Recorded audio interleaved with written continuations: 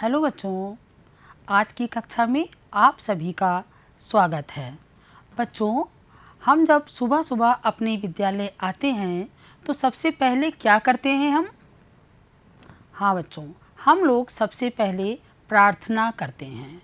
हम लोग विद्यालय में इकट्ठा होकर के अपने दिन की शुरुआत हम सभी प्रार्थना से करते हैं, जिससे कि हमारा दिन अच्छा रहे।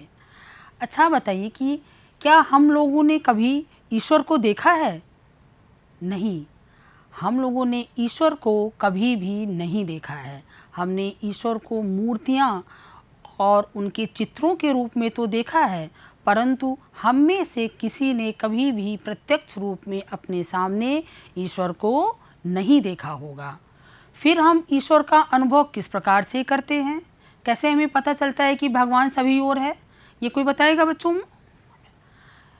हम प्रकृति की अनेक वस्तुओं को अपने चारों ओर देखते हैं, जैसे सूर्य, चंद्र, आसमान, तारे, पहाड़, वृक्ष इत्यादि। ये सभी ईश्वर के रूप ही होते हैं। ईश्वर साक्षात रूप में न आकर के इन सभी प्राकृतिक वस्तुओं के रूप में हमको दिखाई देता है। आज हमारी पाठ्य पुस्तक कलरव भाग 4 की प्रथम पाठ पर जो कविता है प्रार्थना, हे जग के स्वामी, हमको इसी भाव के रूप में ईश्वर को बताती है। तो हम लोग जो हैं इस कविता के लिखने वाले, मतलब इस कविता के रचयिता श्री सोहनलाल द्विवेदी जी हैं। श्री सोहनलाल द्विवेदी जी का जन्म,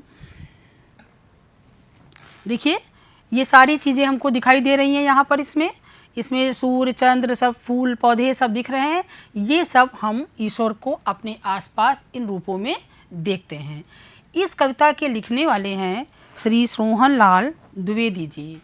श्री सोहनलाल द्विवेदी जी का जन्म उत्तर प्रदेश के फतेहपुर जिले के बिंदकी नामक स्थान पर हुआ था।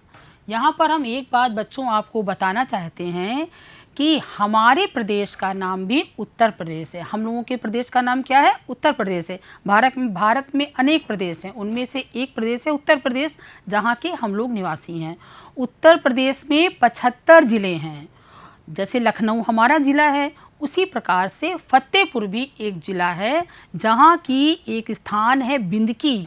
उस बिंदकी नामक स्थान पर इस कविता के लिखने वाले श्री सोहनलाल द्विवेदी जी का जन्म हुआ था। अब हम लोग अपनी इस कविता को ध्यान से पढ़ते हैं, देखते हैं कि कविता में सोहनलाल द्विवेदी जी ने क्या लिखा है ईश्वर और प्रकृति के बारे में है। मैं पहले इस कविता को पढ़ती हूँ, इसके बाद में आप लोग भी पढ़ेंगे और इसको अच्छे से सुर लय में पढ़ेंगे।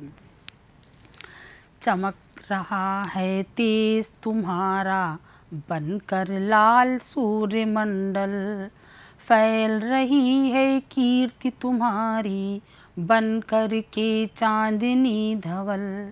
चमक रहे हैं लाखों तारे बन तेरा श्रृंगार अमल, चमक रही है किरण तुम्हारी चमक रहे हैं सब जल थल।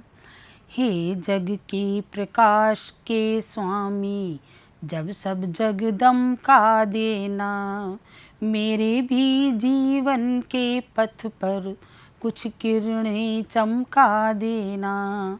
तो बच्चों, आपने देखा ये कविता कितनी सुंदर है, जिसमें कि बहुत सी अच्छी अच्छी बातें बताई गई हैं। सर्वप्रथम इस कविता के जो कठिन शब्द हैं, हम उन शब्दों के अर्थ को समझ लेते हैं। सबसे पहला शब्द आता है चमक रहा है तेज तुम्हारा। तो तेज शब्द जो है, तेज, यहाँ पर इस तेज का शब्द का अर्थ है चमक या प्रकाश। लेकिन ये चमक या प्रकाश का मतलब केवल रोशनी से नहीं है कि हमको रोशनी मिल रही है और उसको हम कहते हैं तेज।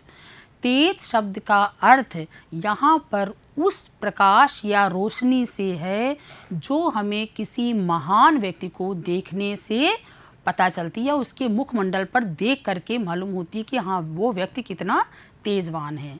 देखिए ये जो है महात्मा बुद्ध जी का चित्र है। ये महात्मा बुद्ध जी का चित्र है और इस चित्र में आप ये देखिए कि इनका मुखमंडल पर कितना अच्छा तेज दिखाई दे रहा है। इनके सिर के चारों ओर एक प्रकाश का घेरा है, ये प्रकाश का घेरा ही इनका तेज है। तो अब आप लोग तेज का मतलब समझ गए होंगे। अब हम इसका वाक्य प्रयोग भी कर लें, हमारे लिए आसान हो जाएगा। महान व्यक्तियों के मुखमंडल पर अनोखा तेज होता है। क्या होता है? महान व्यक्तियों के मुखमंडल पर अनोखा तेज होता है। मतलब हम जब उनको किसी महान व्यक्ति को देखते हैं तो मुझे एहसास हो जाता है कि उसमें कुछ ऐसा है जो हमें प्रभावित करता है। दूसरा शब्द है सूर्यमंडल। सूर्यमंडल का मतलब क्या है? सूर्य के चारों ओर का घेरा। बच्चों, आपने उगता हुआ सूरज देखा होगा, फिर बाद में सूरज ऊपर भी आ जाता है, लेकिन क्या होता है जब सूर्य चमकता है तो उसके चारों ओर का घेरा जो उगते समय लाल होता है और उसके बाद में उसका धीरे धीरे रंग परिवर्तित हो जाता है, तो इसको हम कहते हैं सूर्यमंडल। अब हम इसका वाक्य प्रयोग भी अपने शब्दों में कर सकते हैं। जैसे प्रातःकाल सूर्यमंडल बहुत सुंदर दिखाई देता है। कभी प्रातःकाल उठ करके बच्चे लोग देखें कि ये प्रातःकाल का सूर्यमंडल जो उसके चारों ओर का घेरा होता है, हल्की सी लालिमा और पीलापन लिए हुए, वो बहुत ही सुंदर दिखाई देता है। फिर आता है शब्द कीर्ति। तीसरा शब्द है कीर्ति। कीर्ति का मतलब होता है प्रसिद्ध, यश। जैसे जब कोई हम अच्छा काम करें या कोई व्यक्ति भी अच्छा काम करता है तो उसकी कीर्ति या यश चारों तरफ फैल जाता है, अर्थात उसको बहुत लोग जानने लगते हैं। उसके अच्छे कामों की जो उसका नाम होता है चारों तरफ फैल जाता है, हम उसको कहते हैं कीर्ति या यश। इसी प्रकार हम इसका वाक्य प्रयोग भी कर सकते हैं। अच्छा काम करने वाले बच्चों की कीर्ति चारों ओर फैल जाती है। इसीलिए आपके माता पिता और आपके गुरुजन कहते हैं कि सभी बच्चों को अच्छे अच्छे काम करना चाहिए, जिससे कि वो सभी जगह अच्छे कामों के द्वारा जाने जाएं, मतलब उनकी कीर्ति चारों ओर फैल जाए। नेक्स्ट शब्द है धवल। धवल का मतलब होता है सफ़ेद, या लेकिन यहाँ पर उस सफ़ेद का मतलब जैसे हम चौक है उस चौक की सफ़ेदी का मतलब नहीं होता है धवल। धवल का मतलब है चमकदार सफ़ेद, जैसे कि वो चमकदार सफ़ेद होता है उसको हम कहते हैं धवल। धवल में जैसे कि हम चांद की जो ये चांदनी है वो जब चारों तरफ फैल जाती है तो उसको हम कहते हैं धवल, जो चंद्रमा की जो चांदनी फैलती है। इसी प्रकार से सरस्वती माता के जो वस्त्र होते हैं, जो कपड़े होते हैं, उनको हम धवल कहते हैं, क्योंकि उनके कपड़ों पर एक विशेष प्रकार की चमक होती है।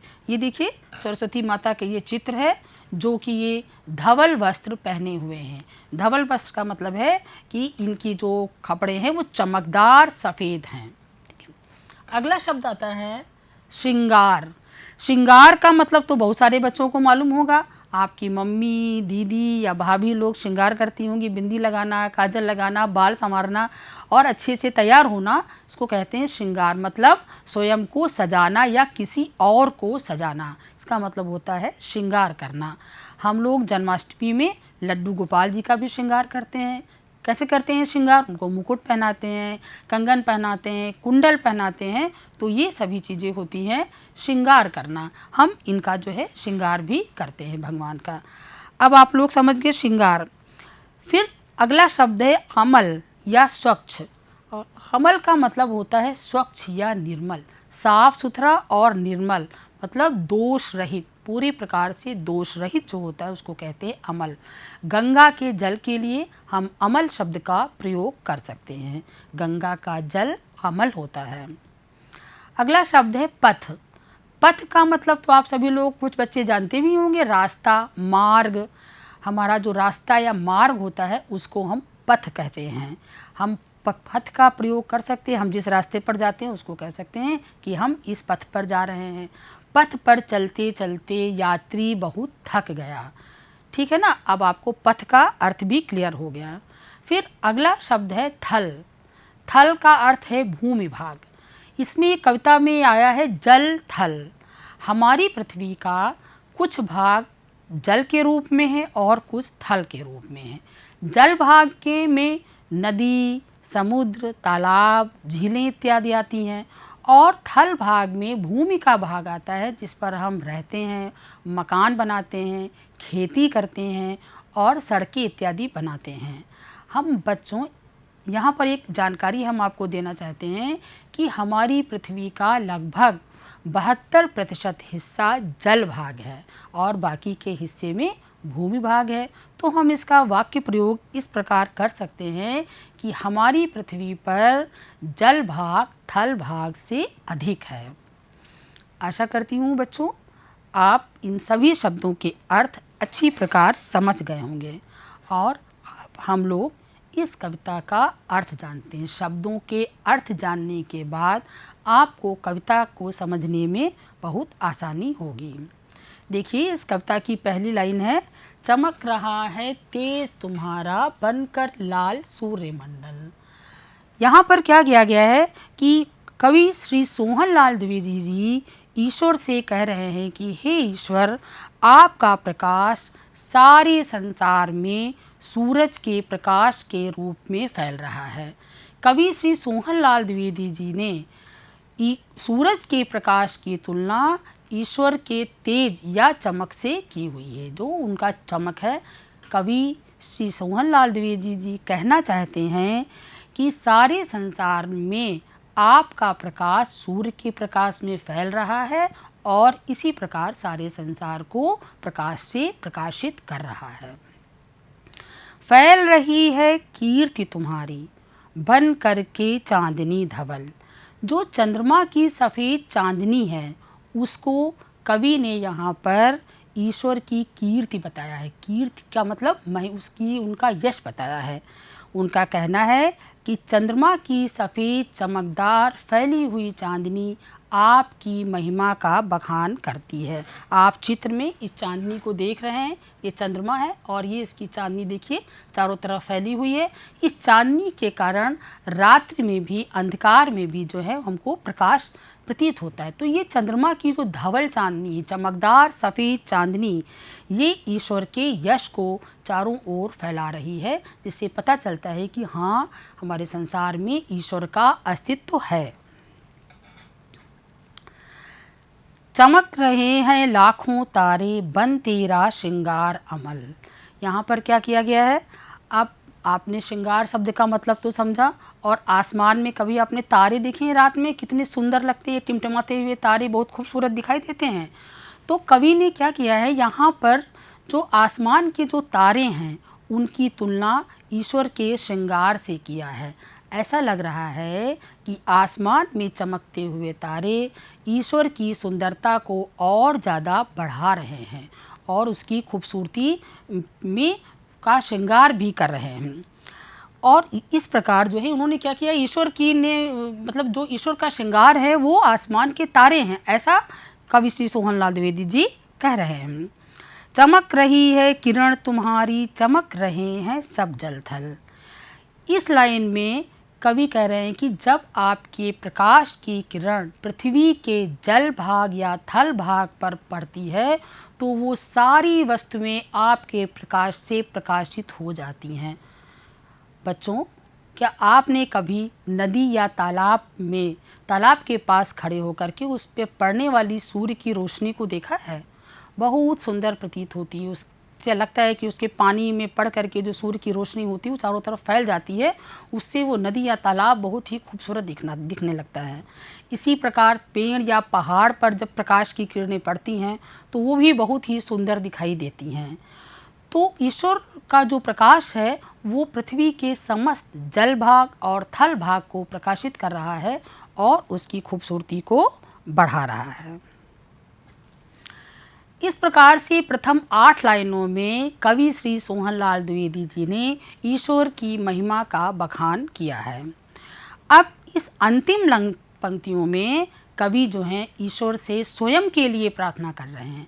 जैसे हम लोग जब आरती पूजा करते हैं तो सबसे पहले तो हम उनकी ईश्वर की महिमा गाते हैं और उसके बाद में हम उनसे कुछ मांगते हैं कि हे ईश्वर, हमें भी आप कुछ प्रदान करिए। तो उन्होंने क्या कहा है, हे जग के प्रकाश के स्वामी, कवि कहते हैं कि हे ईश्वर, आप समस्त संसार को अपनी किरणों से प्रकाशित कर रहे हैं, इसलिए आप प्रकाश के स्वामी हैं और आप सारे जग को आप प्रकाशित कर रहे हैं। लेकिन इस सारे संसार को प्रकाशित करने के बाद, सारे संसार को रोशनी देने के बाद, आप हमारे भी जीवन रूपी मार्ग पर अपने प्रकाश की कुछ किरणें चमका दीजिएगा। कहने का अर्थ ये है कि जब संसार को वो प्रकाशित करते हैं तो संसार क्या होता है? खुशियों से भर जाता है। ईश्वर के प्रकाश से सारा संसार खुशियों से भर जाता है। इसी प्रकार से कवि के जीवन के मार्ग पर भी कुछ किरणें आप बिखेर दीजिए, जिससे कि उनका भी जीवन खुशियों से भर जाए। बच्चों, आप कल्पना कीजिए, कभी सोचिए, यदि हमारी धरती पर सूर्य या चंद्र ना हो तो सारी धरती पर अंधेरा छा जाएगा ना। हम चाहें जितना दिया बत्ती लाइट कुछ भी करें, लेकिन हम पूरी दुनिया को प्रकाशित नहीं कर सकते हैं। इसी प्रकार से जो हमारा जीवन है वो भी कठिनाइयों से भरा हुआ है। इतनी कठिनाइयां हैं हमारे जीवन में, और यदि उन कठिनाइयों में हमको ईश्वर की सहायता न मिले तो हम उन कठिनाइयों से पार नहीं पा सकते हैं। तो इस अंतिम पंक्ति का अर्थ यही है कि हमारे जीवन का जो मार्ग कठिन होने वाला, आगे चल के तमाम कठिनाइयाँ आने वाली हैं, उन कठिनाइयों से पार पाने के लिए आप हमारे जीवन रूपी मार्ग पर अपनी किरणें चमकाते रहिएगा।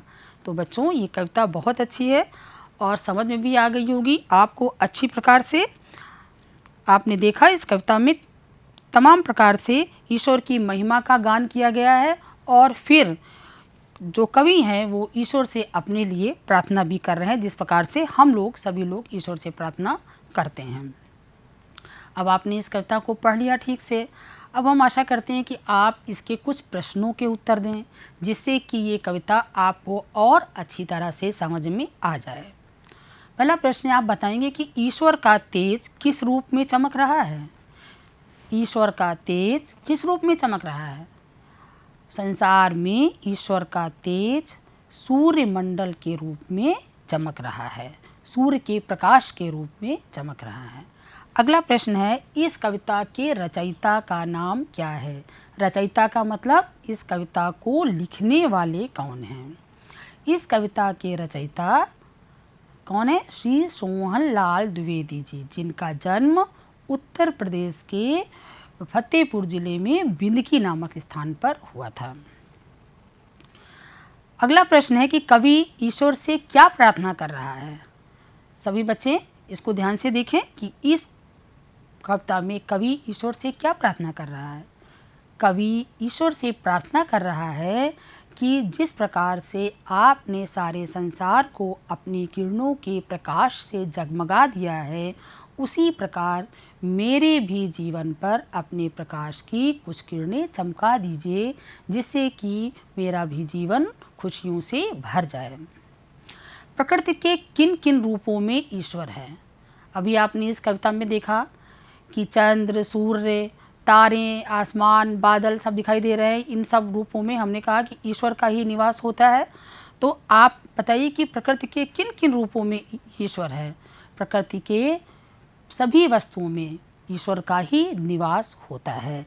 जैसे सूर्य, चंद्र, तारे इत्यादि ईश्वर का ही रूप होते हैं। इसके अतिरिक्त नदी, जल, समुद्र, इन सब में भी ईश्वर का ही निवास होता है। और ये प्रकृति की समस्त वस्तुएं हमको अनेक प्रकार से लाभ भी पहुंचाती हैं। सूर्य और चंद्र से हमें प्रकाश मिलता है। नदियां हमारे खेतों की सिंचाई में सहायक होती हैं। समुद्र जो होता है वो वर्षा में मदद करते, जब समुद्र का जल भाप बन के ऊपर उड़ता है और बाद में वाष्पीकरण के द्वारा वो वर्षा को लाने में सहायक सिद्ध होता है। तो आपने इन बोध प्रश्नों के द्वारा ये देखा कि आपको कविता अच्छी तरह से समझ में आ गई होगी। अब हम कुछ अभ्यास कार्य कर लेते हैं कविता पढ़ने के बाद में, जिससे कि हमको और अच्छी तरह से कंठस्थ हो जाए। इसमें देखिए कुछ रिक्त स्थान दिए गए हैं, इन रिक्त स्थानों की पूर्ति करनी है। इसमें कविता की कुछ पंक्तियां हैं जिनका कि हमको उनको पूरा करना है। जैसे पहली लाइन है, चमक रहा है तेज तुम्हारा। सब बच्चे ध्यान से सोचें और इसको पूरा करें। कविता को अपने मन में याद करें। चमक रहा है तेज तुम्हारा, बनकर लाल सूर्यमंडल। क्या हुआ?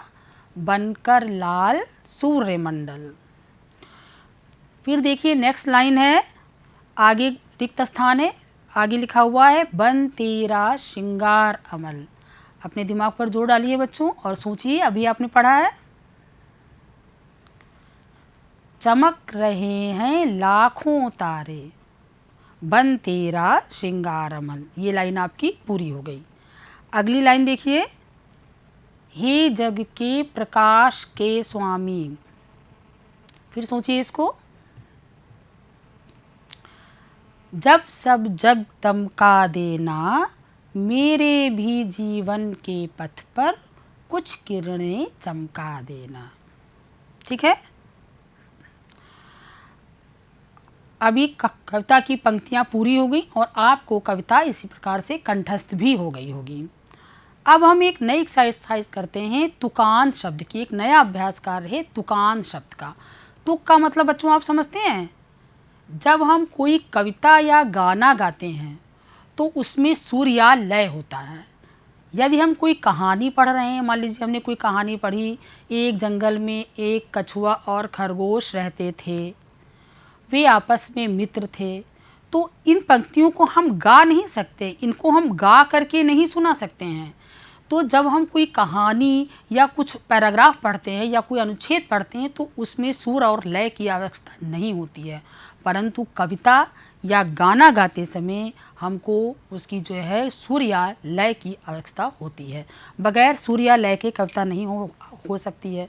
और ये सुर या लय जो है ये तुकान शब्दों के ही कारण आता है। जैसे आप ध्यान करिए, कविता आप पढ़िए, चमक रहा है तेज तुम्हारा, बनकर लाल सूर्यमंडल, फैल रही है कीर्ति तुम्हारी, बन कर के चांदनी धवल।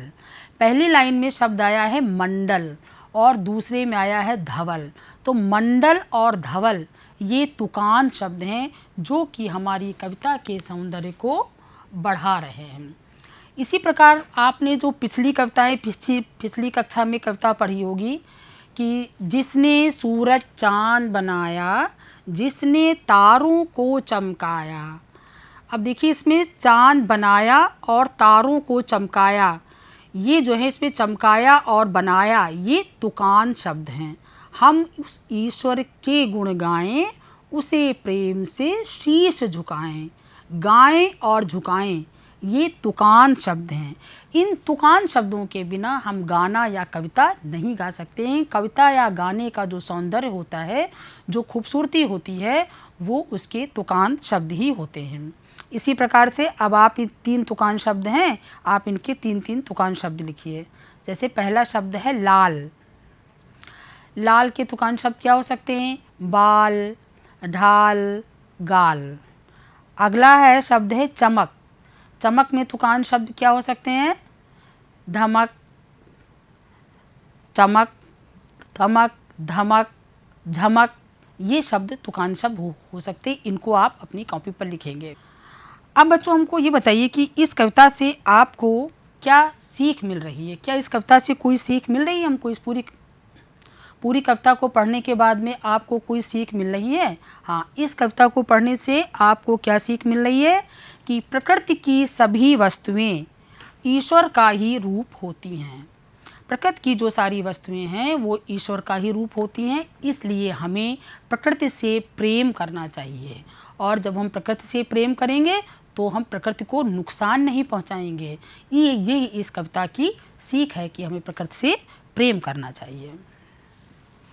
अब इसमें एक एक्सरसाइज और है पर्यायवाची शब्दों की। आप बच्चों पर्यायवाची शब्द जानते हैं? जैसे कि इस कविता में बहुत सारे शब्द आए हैं, सूर्य, चंद्र आदि आए हैं, ये शब्द आए हैं। और इन सूर्य, चंद्र है, जैसे चंद्रमा है, जल है, इनके दूसरे नाम भी हैं। जिन शब्दों के अर्थ समान होते हैं उन्हें हम समानार्थी या पर्यायवाची शब्द कहते हैं। जैसे सूर्य, सूर्य का आप जो सूरज नाम है, ये तो सभी लोग जानते हैं कि सूर्य का हम सूरज भी कहते हैं, लेकिन और भी इसके दूसरे नाम हैं, जैसे भानु, दिवाकर, भास्कर, ये सभी सूरज के दूसरे नाम हैं, अर्थात ये सारे शब्द सूरज के पर्यायवाची हैं। इसी प्रकार से फिर है जल। जल का एक अर्थ होता है पानी, लेकिन इसके दूसरे नाम भी हैं, नीर, वारी, अम्बु, ये जल के पर्यायवाची हैं। इसी प्रकार से चंद्रमा। चंद्रमा का चांद तो हम सभी जानते हैं, चंदा मामा भी कहते हैं चंद्रमा को, लेकिन इसके दूसरे नाम भी हैं, जैसे मयंक, शशि इत्यादि जो है इनके, और चांद, ये इनके चंद्रमा के नाम हैं। तो पर्यायवाची शब्द हम लोग समझ गए कि जिन शब्दों के अनेक मतलब कि दूसरे नाम भी होते हैं, किसी भी शब्द के दूसरे नाम को, किसी भी वस्तु के दूसरे नाम को हम उसका पर्यायवाची कहते हैं। तो ये हुआ पर्यायवाची। अब एक एक्सरसाइज और है, एक शब्द इसमें आया है।